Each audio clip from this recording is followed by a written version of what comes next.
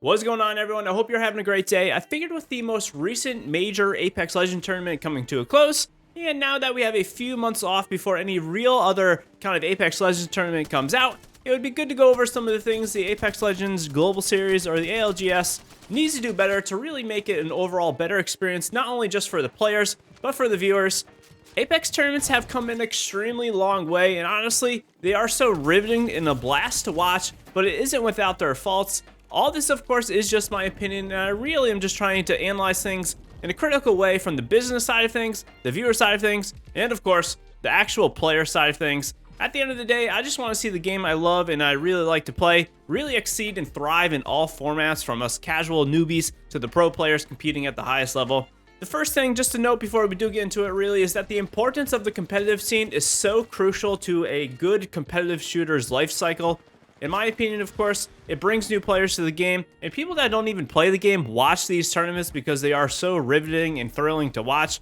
And from the business side of things, all this brings in more money to the game because new players are going to be playing the game. Maybe they buy skins, maybe they buy the battle pass, and in turn, of course, that money can go into more content in the future. We at least would hope. For the most part, everyone, I am going to be talking about NA. I don't have the time to watch all the other tournaments, and of course, I'm going to watch the region that I'm in, which is NA. Huge congrats to the winners, KNG, and to all the runner-ups. It was actually a blast to watch. The fact that we had 9 games in the finals is pretty incredible, and it was a really good watch, so I do want to give a thumbs up for that, and big props to Respawn and EA for putting on a pretty great tournament, in my opinion, at least from the viewer side of things.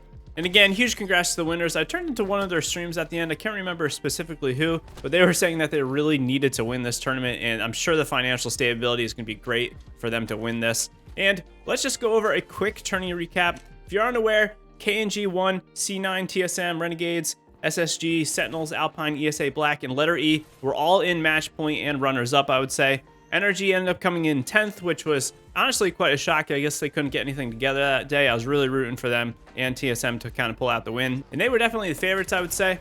Let's first just talk about the point system and how it really isn't the best in my opinion, of course. And I don't really have any problem with the qualifiers. I actually really liked how the qualifiers were. I really do not like how the finals were. It was quite strange in my opinion. The point system was great to watch. The finals were absolutely riveting. You know, you got these 8 to 9 teams that get the match point, and then they got to win a game after that. You know, first it was 1 team, then it was 2 teams, then it was like 4, and then it was like 8 teams. So it's definitely kind of builds up the tension and is really fun to watch, but it really isn't great for the player, in my opinion.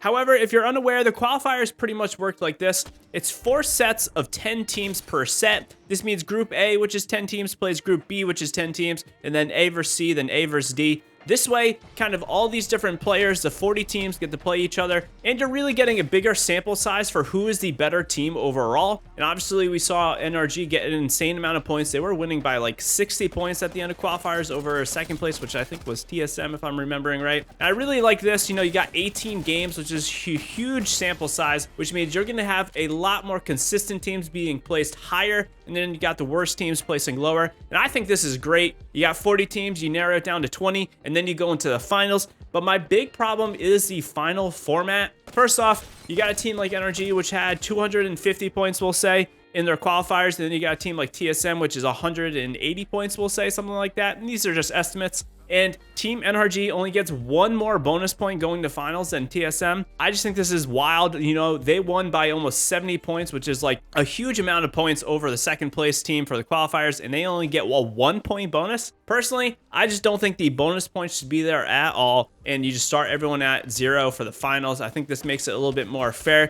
You know, you're not really watching a professional sport team, and the other team that did better in the semifinals goes into the finals with, you know, 2 goals to start or something like that. It just doesn't really make sense in my mind. It is really quite strange. I think they should just get rid of the bonus point system and just kind of remove it altogether. And then my other big gripe really with the finals is the match point system. While it was a blast to watch, it just isn't fair for the players that are more consistent. You got these great teams that are honestly getting griefed at the end of games because they're in match point. So they're getting thirded and fourth because they know if that team wins the game, the tournament's over. So you have all these teams that are gonna gang up on that winning team because they're doing better than the rest. Doesn't really seem to make sense in my opinion. I really just think they need to get rid of the match point system and really maybe just make it, you know, first team to get 100 points or the best team that wins out of 6 games wins the whole tournament. Something like this, or maybe you do 9 games because it's a finals. Maybe you want them to play a little bit more so you get a bigger sample size. And I think this is really evident, and just hang out with me here for a second. I don't have anything against KNG, but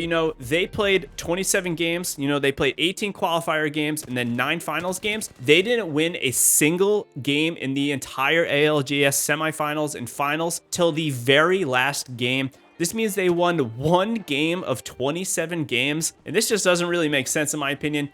They might have been the better team that final game, but honestly, it comes down to kind of like positioning, and maybe they just had a better circle than the rest. It's really just not taking into account the better overall team, which I think is the team you want to win, of course. But, that is just my opinion on the point system. I think the finals needs to be a little bit more kind of varied, a little bit more fair to the overall better team, and that, of course, is just my opinion. Honestly, moving from the overall point system, I do think there's a few in-game systems that need to either be removed or tweaked. First is the beacons. I really just don't like the beacons, honestly, being in the ALGS tournaments. It honestly just decentivizes people from moving as much and kind of makes people camp up for multiple minutes. The fact that I can watch these pro players play in these tournaments and they're sitting in a building for 10 to 12 minutes straight because there's no reason for them to move, and they are yawning while playing these high-level tournaments is just absolutely crazy. And I do really think a big reason for this is the beacons, being able to ping the 2nd or 3rd circles or the 4th circles and knowing where you got to go to get that good positioning. I don't think it really makes sense. Obviously, it's great if they can get that good positioning, and it's really obviously, up to the players to make the most of getting that good positioning. But I just think it makes the game a little bit too campy. It decentivizes anyone from moving. And honestly, another way they could incentivize people from moving a little bit more is, of course, maybe making it a little bit more weighted towards getting more kills, gets you more points. However, I will say I do want winning to be the #1 priority in the ALGS tournaments. Obviously, if you're winning the game, you should be winning, the most points. And I do really think the player experience in the Apex Legends tournaments maybe needs to be closer to what we are playing in ranked. If I can relate a little bit better to the tournament players by getting, you get 2nd place, you get more points per your kills, kind of like you do in KP and ranked, then, maybe it's incentivizing you to get that high placement, but also get those kills. Just my opinion, of course. Again, moving on from the overall systems and the point systems, I just want to talk a little bit about the prize money. It blows my mind how little money Apex Legends players get to win these tournaments compared to the other games out there. Not to mention, we, the players, had to fund the tournament. We funded like an extra 1.5 million for this tournament when EA had over like 4 billion in profit last year. It is absolutely wild that they can't afford a few million for their most dedicated player base to win these tournaments. Not to mention, if you make a higher prize pool tournament, it gets more eyes on that tournament, which means you might get more players to play the game, which in turn makes the game way more exciting for us to watch. And again, it's like a self-rewarding investment on EA's part. I really just don't think it's a good look that we had to supply the profits for our players to win the tournament. It just doesn't make sense. And I'm not saying it's a bad thing. I do like kind of like participating and supporting the pro players because, it's something that we all should have the choice to do. I just think at a baseline, EA needs to supply a little bit more money to make it a little bit more interesting for us players watching and for the pro players. I didn't even talk about it, but if you're not coming in like 1st, 2nd, or 3rd, you're not even winning like a year's worth of salary in this tournament, and you're playing this game for, more than 8 hours a day, daily. So this is another thing that isn't talked about enough, is the fact that pro players make very, very little money if you're not signed to a premier organization. So it is a little disconcerting. I just wish the players that are putting in all this time got a little bit more out of it, and, it was just better supporting them. And the final thing just to briefly touch on is really, I think that we need a little bit more variety in these tournaments. We have been watching World's Edge play for so long now, and it's honestly great. I love World's Edge, and I think it's the better map of the 2 other maps that we have, Kings Canyon or Olympus. I do think World's Edge is the best, but I think it's time to shake it up a little bit, maybe start playing a little bit on Olympus. I don't think Kings Canyon is good for this competitive play at all, but I just really want it to be shooken up a little bit. We've seen all these circles a lot. It's crazy that even I, who are not playing, as much as the pro players, I can kind of tell where the circle is going, and I even know like how the match is going to play out just from a viewer standpoint. So I think it's time for us to maybe move on to having some more maps. I think maybe Respawn needs to make the next map be a little bit more catered factor to this competitive play. Could be definitely interesting, and I'll definitely wait to see what is happening. I think we are going to start getting a little bit of shakeup, but again, I just think it's time to maybe just add another map to the mix from time to time. And I'm not just saying abandon World's Edge, because I do think it's good that we've had these higher skilled players playing the same map. You know, you learn the map, you learn a lot of little things on the map. It makes the game way more exciting when they're mastering something. I just want to see a little bit more of a shakeup from time to time. Maybe it's the map, maybe it's the weaponry, who knows, but just another thought to keep in mind.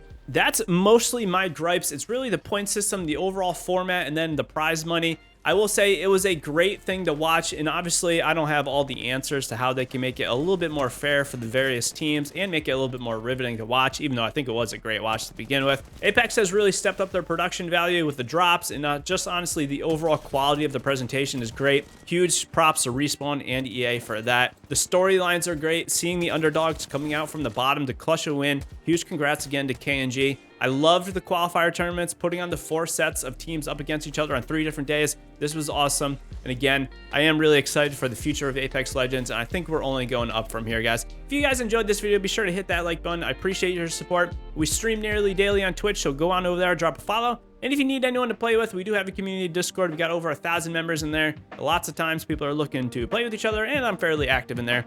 Guys, I will see you in the next video, and until next time, happy gaming.